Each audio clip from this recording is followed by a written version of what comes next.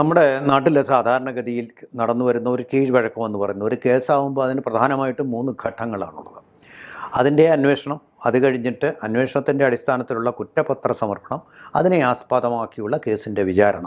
വിചാരണയുടെ ഒടുവിൽ, നീണ്ടു നിൽക്കുന്ന വിചാരണ പ്രക്രിയയുടെ ഒടുവിൽ വിധി വരുന്നു. വിധി വരുന്നതോടുകൂടി അപ്പീൽ പോകേണ്ടവർ അപ്പീൽ പോവുക, ഇത് സ്വീകരിക്കുന്നവർ അത് സ്വീകരിക്കുക. അങ്ങനെയാണ് നമ്മുടെ നാട്ടിലെ കീഴ്വഴക്കം. അപ്പോൾ വിധി വരുന്നതോടുകൂടി അതിനൊരു തീർപ്പാവുകയാണ് ചെയ്യുന്നത്. പക്ഷേ ഇവിടെ കേരളത്തിൽ ദിലീപ് ഉൾപ്പെട്ടു എന്ന് ആരോപിക്കപ്പെടുന്ന ഒരു കേസിൽ, അതിജീവിതയുടെ കേസിൽ, പ്രിൻസിപ്പൽ സെഷൻസ് ജഡ്ജിയുടെ വിധി വന്ന് ഏറെനാൾ കാത്തിരുന്ന വിധി വന്ന ശേഷം, ഏതാണ്ട് 8 വർഷത്തെ കാത്തിരിപ്പിന് ശേഷം വന്ന വിധിക്ക് ശേഷവും തീർപ്പാകുന്നില്ല.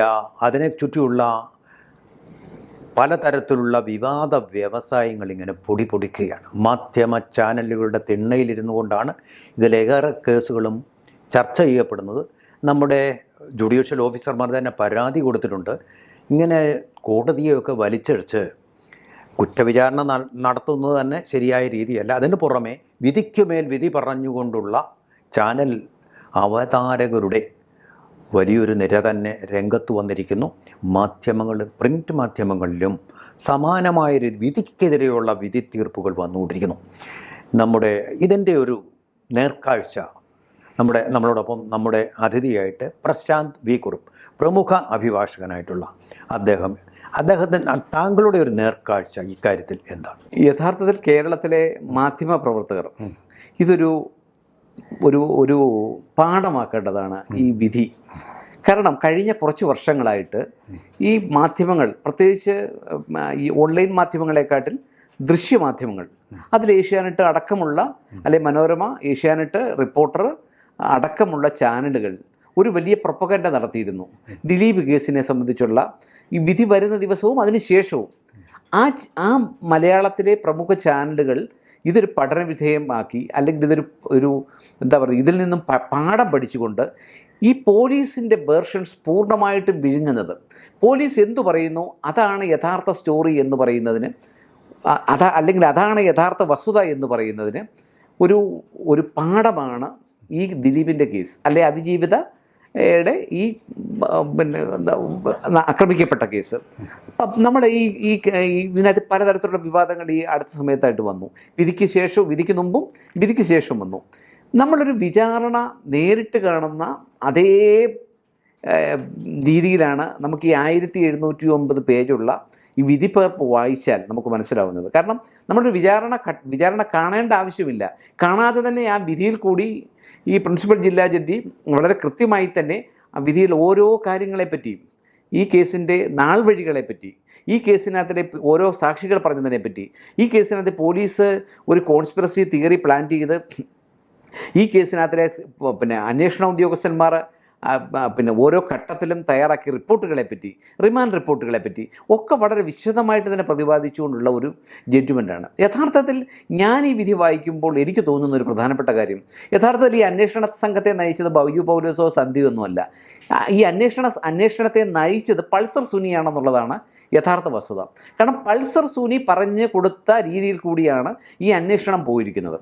മറ്റൊരു കേസിൽ ഇത്തരത്തിലുള്ള കീഴ്വഴക്കം ഇതുവരെ ഉണ്ടായിട്ടില്ല. കാരണം ഒരു പ്രതി, അതും ആദ്യം മുതൽ തന്നെ നിറഞ്ഞു നിൽക്കുന്ന പ്രതി, ജയിൽവാസത്തിൽ വെച്ച് അല്ലെങ്കിൽ ഒരു കത്തിൽ കൂടി എന്ന് പറഞ്ഞുകൊണ്ട് ഒരു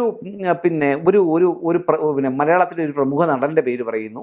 ആ നടൻ്റെ പേര് പറഞ്ഞതിന് ശേഷം അന്നു മുതൽ, അല്ലെങ്കിൽ ആ ടൗൺ ഹാളിലെ മഞ്ജു വാര്യരുടെ പ്രസംഗത്തിന് ശേഷം, അല്ലെങ്കിൽ ഇത്തരത്തിലുള്ളൊരു കോൺസ്പിറസി തിയറി ഉണ്ട് എന്ന് ചില വനിതാ WCC പോലുള്ള അതിൻ്റെ തലപ്പത്തിരിക്കുന്നവരെ പോലുള്ളവർ നടത്തിയ പ്രചരണത്തിന് ശേഷം ഇതിൻ്റെ മുഴുവൻ ഫോക്കസും ഈ ദിലീപിലേക്ക് കൊണ്ടെത്തിച്ചുകൊണ്ടാണ് അന്വേഷണം മുന്നോട്ട് പോയത്. ഈ ഒരു പരിധിവരെ കോടതിയിലെത്തി ഈ കേസിനകത്തിൽ ഈ ജഡ്ജ്മെൻറ്റ് വിശദമായി വായിച്ചാൽ ഒരിക്കലും ഈ വിധിച്ച ജഡ്ജിയെയോ, അല്ലെങ്കിൽ ഇത്രയും കാലം 84 ദിവസത്തോളം ജയിലിൽ കിടന്ന ദിലീപിനെയോ പിന്നീട് കുറ്റപ്പെടുത്താൻ നമുക്ക് ഒരിക്കലും തോന്നത്തില്ല. ഈ ജഡ്ജ്മെൻറ്റ് പിന്നെ പലപ്പോഴും നമ്മുടെ നാട്ടിലെ പലരുടെയും ഈ ചാനൽ, നമ്മുടെ ദൃശ്യമാധ്യമങ്ങളിലെ വൈകുന്നേരം ചർച്ചകളിലോ പകൽ ചർച്ചകളിലോ വന്നിരിക്കുന്ന ഈ ലീഗൽ എക്സ്പേർട്സ്, അല്ലെങ്കിൽ നിയമവിദഗ്ധ, അല്ലെ അതിജീവിതയുടെ അഭിഭാഷക, എന്ന് പറഞ്ഞു വന്നിരിക്കുന്ന ചർച്ച നടത്തുന്നവരൊന്നും തന്നെ യഥാർത്ഥത്തിൽ ഒരു നല്ല കേസ് നടത്തിയുള്ള എക്സ്പീരിയൻസ് ഉള്ളവരല്ല. ഈ രാമപിള്ള സാറിനെ പോലെയുള്ള അല്ലെങ്കിൽ കേരളത്തിലെ പ്രമുഖരായിട്ടുള്ള ഇപ്പം നമ്മൾ ഒരു അഭിഭാഷകർ ഒരുപാടുണ്ടെങ്കിൽ പോലും അഭിഭാഷകർ ഒരു ജില്ലാ ആസ്ഥാനത്ത് ഒരു 500ഓളം അല്ലെങ്കിൽ തിരുവനന്തപുരത്തൊക്കെയാണെങ്കിൽ 1000 പേരോളം അഭിഭാഷകരുണ്ടെങ്കിലും യഥാർത്ഥത്തിൽ ക്രിമിനൽ കേസിൻ്റെ ട്രയൽ നടത്തുന്ന വളരെ എക്സ്പേർട്സ് ആയിട്ടുള്ള ലോയേഴ്സ് വളരെ കുറവാണ്. അപ്പോൾ അവർക്ക് അതിനെപ്പറ്റി വ്യക്തമായിട്ടറിയാം ഈ കേസിനകത്ത് എങ്ങനെയാണ് പിന്നെ ഈ എവിഡൻസിൻ്റെ വാല്യൂ എന്താണ്, ഈ കേസിനകത്തിൽ എന്തൊക്കെയാണ് പരാജയങ്ങളുള്ളത്. ഈ കേസിനകത്തിലെ ഒരു കുറ്റപത്രം വായിക്കുമ്പോൾ തന്നെ അവർക്ക് ഏകദേശം വ്യക്തമായി മനസ്സിലാക്കാൻ പറ്റും. പക്ഷേ ഈ കേസിൽ ഈ വിമർശനം നടത്തുന്നവരാരും തന്നെ നിയമവിദഗ്ധരെന്ന് പറഞ്ഞ് വന്നിരുന്ന് ചാനൽ മുറികളിൽ ഇരിക്കുന്നവരാരും തന്നെ യഥാർത്ഥ നിയമവിദഗ്ധരല്ല എന്നുള്ളതാണ് യാഥാർത്ഥ്യം. പക്ഷേ പിന്നെ നിയമത്തെപ്പറ്റി നല്ല പ്രാഗൽഭ്യമുള്ള ചിലരും ഈ ചർച്ചയുടെ ഭാഗമായി അവരും ഈ നടനെതിരെയോ അല്ലെങ്കിൽ ഈ ജുഡീഷ്യറിക്കെതിരെയോ കടന്നാക്രമിക്കുന്നുണ്ട്. പക്ഷെ അവർക്കൊക്കെ ഓരോ വെസ്റ്റഡ് ഇൻട്രസ്റ്റ് ഇതിനകത്തുണ്ട്. പലപ്പോഴും ഈ കേസിനകത്തെ സംബന്ധിച്ച് പറഞ്ഞു കഴിഞ്ഞാൽ ഈ കേസിനകത്തിൽ ഈ പിന്നെ ഏറ്റവും പ്രധാനമായിട്ടുള്ളതെന്ന് പറഞ്ഞാൽ ഈ കേസിനകത്തിൽ ഈ പൾസർ സുനി ദിലീപിന് അയച്ചതെന്ന് പറയുന്ന ഒരു കത്ത്, ആ കത്ത് വന്ന ഘട്ടം മുതൽ തന്നെ അല്ലെങ്കിൽ പൾസർ സുനിയെ ദിലീപിനെ ലക്ഷ്യം വെക്കുന്നു എന്നുള്ള ഒരു ഘട്ടത്തിൽ തന്നെ ദിലീപ് 4 തവണയോളം അന്നത്തെ DGP ആയിരുന്ന ലോക്നാഥ് ബെഹ്റയ്ക്ക് പരാതി കൊടുത്തിട്ടുണ്ട്. ലോക്നാഥ് ബെഹ്റയ്ക്ക് പരാതി കൊടുക്കുകയും ലോക്നാഥ് ബെഹ്റയെ വിളിക്കുകയും ചെയ്തിട്ടുണ്ട്. പക്ഷേ അത് മനഃപൂർവ്വം പോലീസ് സപ്രസ് ചെയ്തു. കാരണം എന്താണെന്ന് ചോദിച്ചാൽ അന്ന് രാവിലെയും അപ്പം അതിനകത്ത് എനിക്കൊന്ന് മനോരമയിലെ അന്നത്തെ പിന്നെ ബ്യൂറോയിലുണ്ടായിരുന്ന അനിൽ ഇമ്മാനുവൽ അയാളത് അതിൻ്റെ പുറത്ത് വിട്ടിട്ടുണ്ട്. ആ സമയത്ത് പുറത്ത് വിട്ടിട്ടുണ്ട്. മനോരമയിൽ ഇരിക്കുന്ന സമയത്ത് തന്നെ ഈ ലോക്നാഥ് ബെഹ്റയെ, സംസ്ഥാന പോലീസ് മേധാവിയായിരുന്ന ലോക്നാഥ് ബെഹ്റയെ ദിലീപ് വിളിച്ചതിനെ പറ്റിയുള്ള കോൾ ഡീറ്റെയിൽസ് പുറത്ത് വിട്ടിട്ടുണ്ട്. അപ്പോൾ അതിനുശേഷമാണ് ഇയാൾ ചോദ്യം ചെയ്യലിന് ചെല്ലുന്നത്, ഈ പോലീസ് ക്ലബിൽ ചോദ്യം ചെയ്യലിന് വേണ്ടി ചെല്ലുമ്പോൾ അപ്രതീക്ഷിതമായി യാതൊരു തെളിവും ഇല്ലാതെയാണ് ഈ കേസിൽ യഥാർത്ഥത്തിൽ അന്ന് ഈ ജനപ്രിയ നടൻ എന്ന് പറയുന്ന നമ്മൾ അയാളെ പറ്റി പറയുമ്പോൾ അയാളുടെ വ്യക്തിപരമായ അയാളുടെ കുഴപ്പങ്ങളോ അയാൾ ചിലപ്പം സിനിമ ഇൻഡസ്ട്രിയിൽ ഒരുപാട് തരത്തിലുള്ള കുഴപ്പങ്ങൾ ചിലപ്പോൾ കാണിച്ചിട്ടുണ്ടാവാം.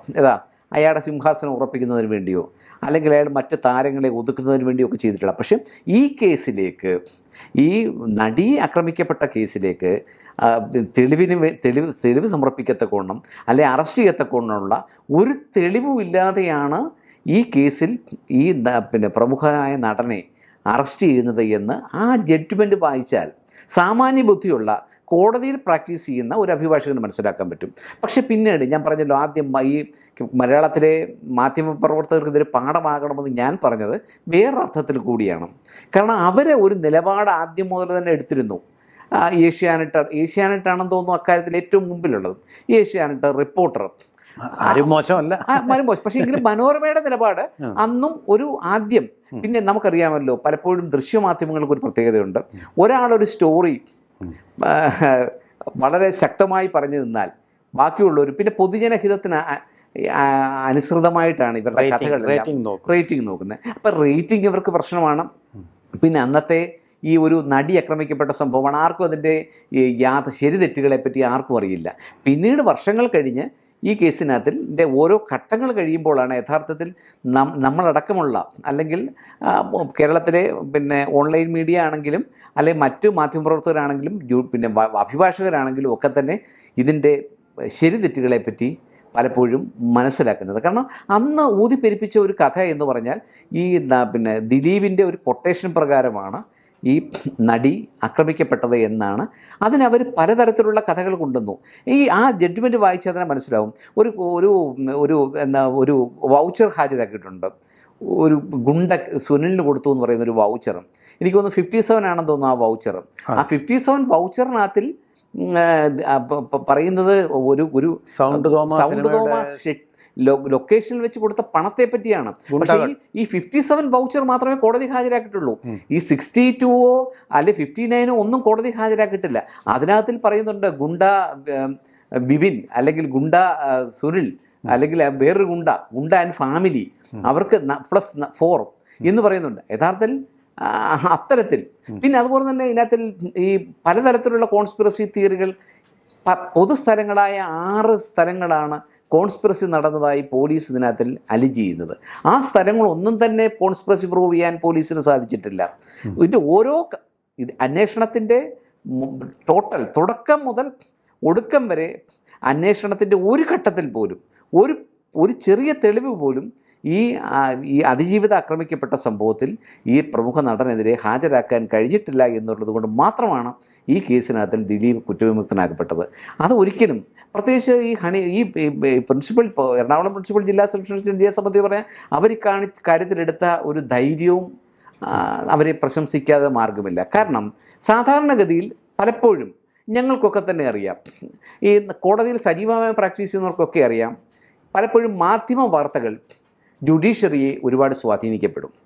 നമ്മളിപ്പോൾ ഒരു കേസിനകത്തിൽ ഒരുപാട് മാധ്യമ വിചാരണ നടക്കുന്ന കേസാണെങ്കിൽ ഒരു ജഡ്ജിയും ഈ മാധ്യമ വിചാരണയ്ക്കെതിരായിട്ട് എല്ലാവരുടെയും നീതിബോധം ഒരുപോലെയല്ലല്ലോ. പലരും ചിന്തിക്കുന്നത് എന്താ, എല്ലാവരും സ്വന്തം കസേരയിലും ഇപ്പം സ്വന്തം പദവികളിലും അവർ സംരക്ഷിക്കപ്പെടണമെന്നോ അവർ വിമർശിക്കപ്പെടണമെന്നും ആഗ്രഹിക്കുന്നവരാണ്. യഥാർത്ഥത്തിൽ ഈ ജഡ്ജിയോട് കാണിച്ചത് ഒരിക്കലും ചെയ്യാൻ പറ്റാത്ത ഒരിക്കലും ഒരു മാധ്യമ പ്രവർത്തകരും, കാരണം കോടതി വിചാരിച്ചാൽ ഇതിന് ഒരു ഓർഡർ കൊണ്ട് പരിഹരിക്കപ്പെടാവുന്ന കാര്യമുള്ളൂ. ചിലപ്പോൾ വരും ദിവസങ്ങളിൽ അത് സംഭവിക്കുകയും ചെയ്യും. അത് സംഭവിച്ചു കഴിയുമ്പോൾ പിന്നെ അതിനെപ്പറ്റി വിലപിച്ചിട്ട് കാര്യവുമില്ല. പക്ഷേ ഈ കേസിനകത്തിൽ പിന്നെ പലരും ചോദിക്കുന്ന 84 ദിവസം എന്തുകൊണ്ട് കിടന്നു? നമുക്ക് പലർക്കും അറിയാത്തൊരു കാര്യമുണ്ട്.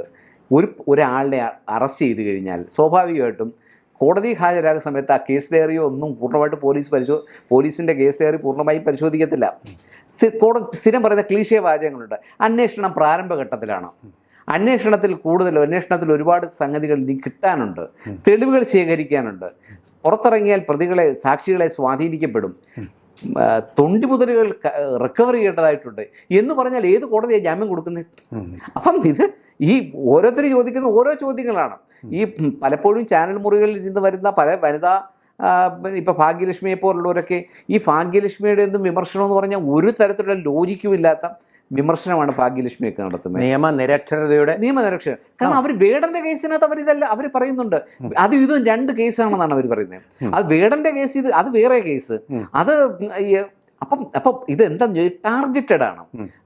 നമുക്കിതിനകത്തുള്ളൊരു ഇതിനകത്തൊരു പ്രധാനപ്പെട്ട ഘടകമാണ് മുൻവിധി അല്ല എന്ന് ജഡ്ജ്മെന്റ് വായിച്ചാൽ മനസ്സിലാക്കാൻ പറ്റുമല്ലോ. അല്ലല്ല, ഭാഗ്യലക്ഷ്മിയുടെ മുൻവിധിയല്ല, ഭാഗ്യലക്ഷ്മിയുടെ അതായത് അവരാദ്യം മുതൽ എടുത്ത നിലപാടുകൾക്കേറ്റ അല്ലെങ്കിൽ അവർ പറഞ്ഞിരുന്ന മുഴുവൻ കള്ളങ്ങളും പൊളിഞ്ഞു വീഴുമ്പോഴുള്ള അവരുടെ ആ ഒരു അണപൊട്ടിയ എന്താ പറയുന്ന ഒരു സങ്കടം, ആ സങ്കടം അങ്ങനെ അണപൊട്ടി ഒഴുകുകയാണ്. അതെനിക്ക് തോന്നുന്നില്ല ഉടനെയൊന്നും അത് തീരുമെന്ന് എനിക്ക് തോന്നുന്നില്ല. അഭിനയ മേഖലയിൽ നിന്നായതുകൊണ്ട് അഭിനയമാണോ എന്നുള്ള കാര്യത്തിലേ ഉള്ളൂ. അഭിനയമാണ്, സംശയമുണ്ടോ? കാരണം അവർ നന്നായി ഡബ് ചെയ്യുന്ന കരച്ചിലും സങ്കടവും സന്തോഷവും ഒക്കെ നന്നായി ഡബ് ചെയ്യുന്ന ഒരു സ്ത്രീയല്ലേ. പിന്നെ ഇതിനകത്ത് ഈ ജഡ്ജ്മെന്റിൽ തന്നെ പറയുന്നത് ഷെയിംലെസ് അറ്റംപ്റ്റ്, അതായത് എന്താ പറയുക, നാണം കെട്ട ഒരു ശ്രമമാണ് ഈ കേസിനകത്തിൽ ഇയാളെ കൊടുക്കാൻ വേണ്ടി. പിന്നെ ഇതിനകത്തിൽ ഈ ADGP സന്ധ്യയെ പറ്റി പറയുമ്പം ഈ അന്വേഷണത്തിൻ്റെ അന്നത്തെ സെൻകുമാറിൽ നിന്നും അന്നത്തെ അന്വേഷണത്തിന് മേൽനോട്ടം വഹിച്ചിരുന്ന ദിനേശ് കശ്യപിൽ നിന്നും ഒക്കെ മാറ്റി സ്വന്തമായി ഇതിനെ കൈവശം വെച്ചുകൊണ്ടിരുന്ന ഇതിനകത്തിലെ ഏറ്റവും പ്രഥമ മുന്തിയ കുറ്റക്കാരി എന്ന് പറയുമ്പം ഈ ഭാഗ്യലക്ഷ്മിയോ ഈ ചിലയ്ക്കുന്നവരാരുമല്ല. ADGP സന്ധ്യയാണ് യഥാർത്ഥത്തിൽ ഈ കേസിനകത്തിൽ പിന്നെ ദിലീപിനെ കൊടുക്കാൻ വേണ്ടി നടത്തിയ എല്ലാ കോൺസ്പിറസിയുടെയും പുറകിൽ. അയാൾ പറയുന്നത് ഒരു 100% യാഥാർത്ഥ്യമാണ്. അയാൾ വ്യക്തിപരമായി അയാളെപ്പറ്റി നമുക്കറിയില്ല, വ്യക്തിപരമായി അയാൾക്ക് എന്തൊക്കെ തിന്മകളുണ്ടെന്നും നമുക്കറിയില്ല. പക്ഷെ ഈ കേസിന്റെ മെറിറ്റ് വെച്ച് നോക്കുമ്പോൾ സന്ധ്യയുടെ ഒരു ഇടപെടൽ ഉണ്ടായിട്ടുണ്ട്, അതിനെതിരെ കേസ് കൊടുക്കുമെന്ന് ദിലീപ് പറഞ്ഞിട്ടുണ്ട്. അപ്പം നമുക്ക് നമ്മുടെ സമയം കഴിഞ്ഞിരിക്കുന്നത് കൊണ്ട് നമുക്ക് ഈ ചർച്ച ഇവിടെ അവസാനിപ്പിക്കാം. മാധ്യമ വിചാരണയെക്കുറിച്ചുള്ള ചർച്ച നമുക്ക് തീർച്ചയായിട്ടും തുടരാം. തീർച്ചയായിട്ടും കൂടുതൽ വാർത്തകളും വിശേഷങ്ങളും നിങ്ങളിലേക്ക് എത്താൻ ABC മലയാളം സബ്സ്ക്രൈബ് ചെയ്യുക, ബെൽബട്ടനും അമർത്തുക.